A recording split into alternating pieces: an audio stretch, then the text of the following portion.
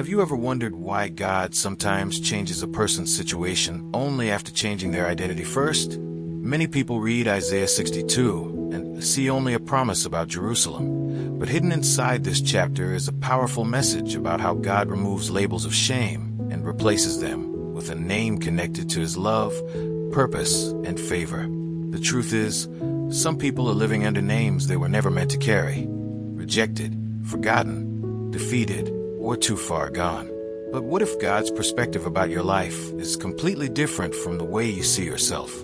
In this Bible chapter, we'll discover how God's restoration works, why He refuses to remain silent, and how a new name can represent a completely new season. Isaiah 62 reveals a surprising truth. Before God changes what surrounds a person, He often begins by transforming what that person believes about who they are in Him. Then, let's read the chapter together. For Zion's sake I will not keep silent.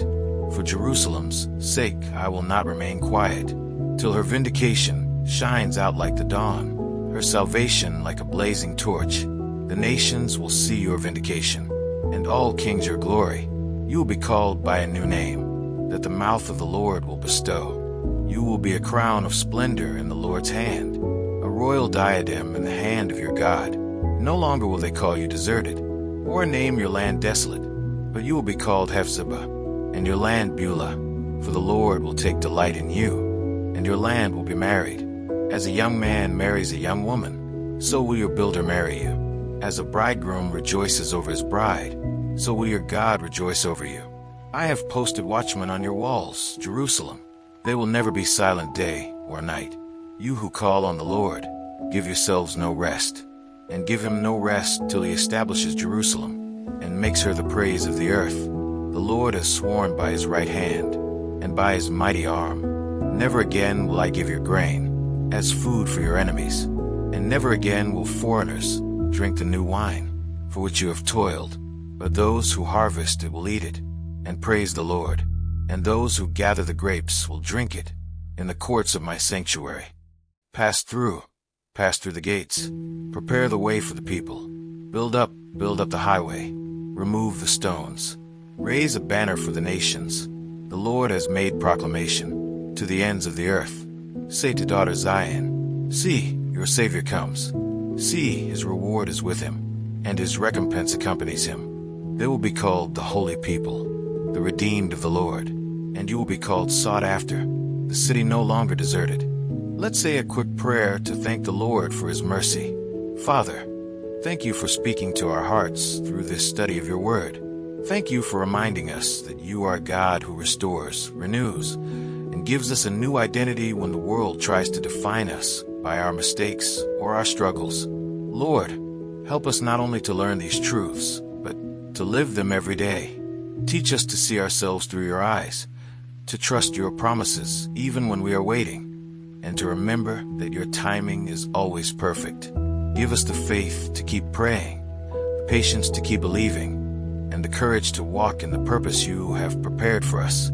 Please help us remove the labels that do not come from You. When we feel forgotten, remind us that we are loved. When we feel weak, remind us that Your strength is with us. When we face challenges, help us remember that You are still working, even in the moments we cannot see.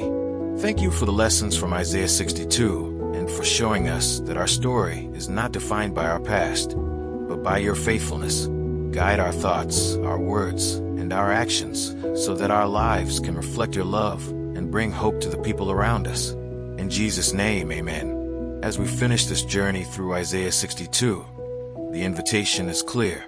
God does not see people only through the lens of their past. He sees them through the promise of what they can become.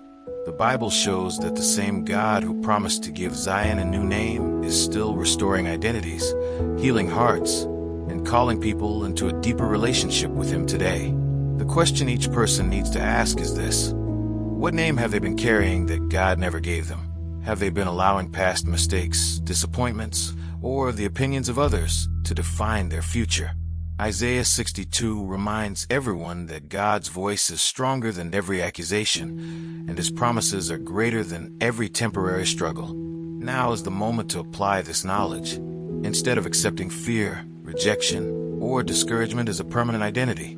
Believers can choose to read God's promises, pray with persistence, and walk with confidence in the purpose He has prepared.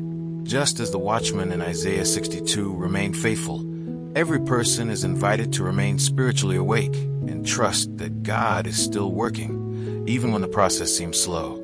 What would change in someone's life if they truly believed that God sees them with love, purpose, and favor? How would their decisions, relationships, and faith look different if they stopped living according to old labels and started living according to God's truth? Share in the comments. What part of Isaiah 62 spoke most strongly to your heart?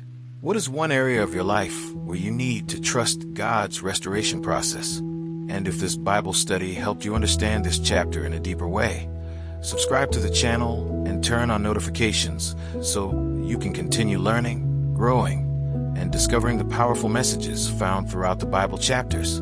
There's always more to discover when we open God's Word with a willing heart, because every chapter carries lessons that can transform the way we see Him, ourselves, and the purpose He has placed before us. And as always, don't forget to check the last video and learn more about the Scriptures.